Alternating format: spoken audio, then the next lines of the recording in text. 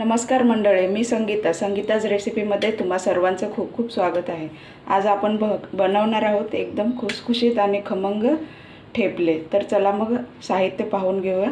हे ज्वारीचं पीठ 1 वाटी घेतलंय, गव्हाचं पीठ अर्धी वाटी आणि पाव वाटी बेसन। याच्यामध्ये घालण्यासाठी हे जिरेची पावडर, मीठ, आलं लसूण पेस्ट, तेल, धने पावडर, हळद, लाल मिरची, तिखट आणि थोडासा ओवा आणि 4 लहान मिरच्या घेतलेल्या आहेत आणि कोथिंबीर धुवून घेतलेली आहे। हे आता आपण चिरून घेऊयात। ठेपले खाण्यासाठी खूपच टेस्टी लागतात। चहासोबत हे खाऊ शकतात किंवा दह्यासोबत सकाळी सकाळी नाश्त्यासाठी आपण त्याचा उपयोग करू शकतो आणि खूप लवकर पण होतात, पौष्टिक पण आहेत। त्यामुळे तुम्ही नेहमी बनवा आणि सकाळी सकाळी मुलांना सर्वांना नाश्त्यामध्ये द्या। हे पहा, अशी बारीक मिरच्या मी वाटून घेतलेल्या आहेत। आता कोथिंबीर पण आपण बारीक चिरून घेऊया। तुम्ही जेवढी जास्त कोथिंबीर घाल तेवढा त्याला छान टेस्ट येतो।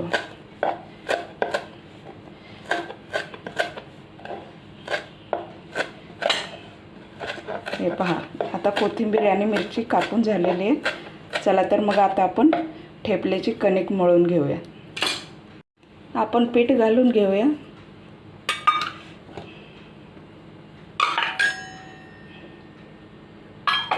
तर याच्यामध्ये चवीपुरतं मीठ तुम्हाला जेवढं हवं असेल तेवढं तुम्ही घालू शकता। मी याच्यामध्ये छोटासा 1.5 चमचा घातलेला आहे। थोडीशी अर्धा चमचा जिरे पावडर, हळद अर्धा चमचा, लाल तिखट अर्धा चमचा, कारण आपण हिरवी मिरची घालतो म्हणून लाल तिखट जरा कमी वापरा, आणि अर्धा चमचा धने पावडर। हे पहा, हा छोटा हे 1.5 चमचा मी आलं लसूण पेस्ट घातलेली आणि आपण बारीक चिरलेली मिरची ह्याच्यात घालणार आहोत आणि कोथिंबीर सुद्धा। हे पहा, आता हे मिश्रण चांगलं हलवून घ्यायचं आहे। खूप छान लागतात हे ठेपले, तुम्ही बनवून एकदा नक्की पहा। चहासोबत तर मला खूप आवडतात किंवा चटणीसोबत तुम्ही देऊ शकतात। हे पहा, आता थोडं थोडं पाणी घालून याला मस्त हलवून घ्यायचे। एकदम पातळ ही कणिक करायची नाही आणि घट्टही नाही, मीडियम ठेवायची आहे, जेणेकरून आपल्याला लाटता येईल। आपण चपातीसाठी बनवतो अगदी तशीच। हे पहा, अशी मळून घेऊया आपण। हे पहा, आता थोडंसं ओवा घालून घेऊया, चिमूटभर ओवा। त्याने काय होतं की आपल्याला पोटासाठीही चांगलं आहे, पचायलाही छान आहे आणि सुगंध पण छान येतो याचा। हा, पीठ मळतानाच सुगंध येतो आहे छान। हे पहा, अशी कणिक मळून घ्यायची व्यवस्थित।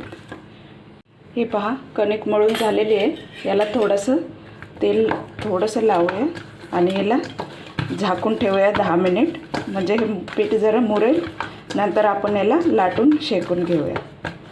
चला तर मग याला 10 मिनिट ठेवूया। चला तर मंडळी, आता आपण लाटून घेऊया। पिठाचे छोटे छोटे गोळे करून घ्यायचे।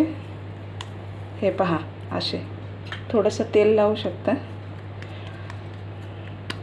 हे पहा, आणि मग हे कोरड्या पिठामध्ये हे पहा असे बुडवून घ्यायचे आणि लाटायचे। पीठ एकदम छान मुरलेलं आहे, त्याच्यामुळे खूपच छान असे वळत आहेत। हे पहा, हे खाण्यासाठी खूपच टेस्टी आहे आणि पौष्टिक पण आहे, कारण याच्यामध्ये ज्वारीचं पीठ, गव्हाचं पीठ आणि हे आपलं बेसन, सर्व घरातले जिन्नस अगदी सहज आपल्याला मिळू शकतात असे आहेत। त्यामुळे आणि आरोग्यासाठीही खूप चांगलं आहे, मल्टीग्रेन। चला तर मग तवा गरम करूया आणि शेकून घेऊया। फायनली आपला तवा तापलेला आहे। चला तर मग आता भाजून घेऊया। हे पहा, मस्त, खूपच चवदार लागतं।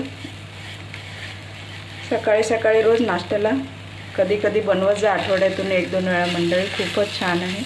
थोडंसं असं फिरवून घ्यायचं जेणेकरून खाली चिटकणार नाही जरा 2 मिनिट ह्याला शेकू द्यायचं. नंतर मग ह्याला आपण पलटी करूया.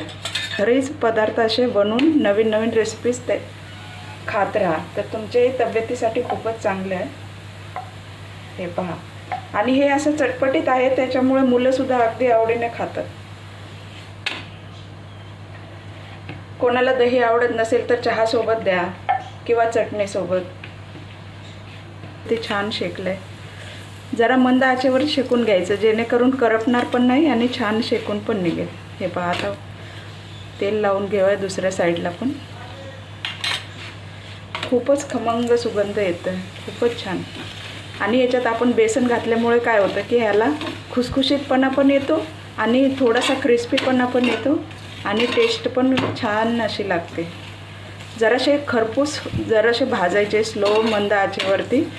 जरा चांगले शेकून घेतले की याला चव पण छान येते. हे पहा. खूपच मस्त. चला तर आता काढून घेऊया. आपला ठेपला शेकून झालेला आहे. चला आपण काढून घेऊया. हे पहा मस्त. फायनली आपले सर्व ठेपले बनवून झालेले आहेत मंडळी. तुम्हाला जर हा व्हिडिओ आवडला असेल तर नक्कीच लाईक करा, कमेंट करा, शेअर करा. आपल्या मित्रमंडळींसोबत परिवारासोबत असेच छान छान रेसिपीज बनवून तुम्ही खात राहा.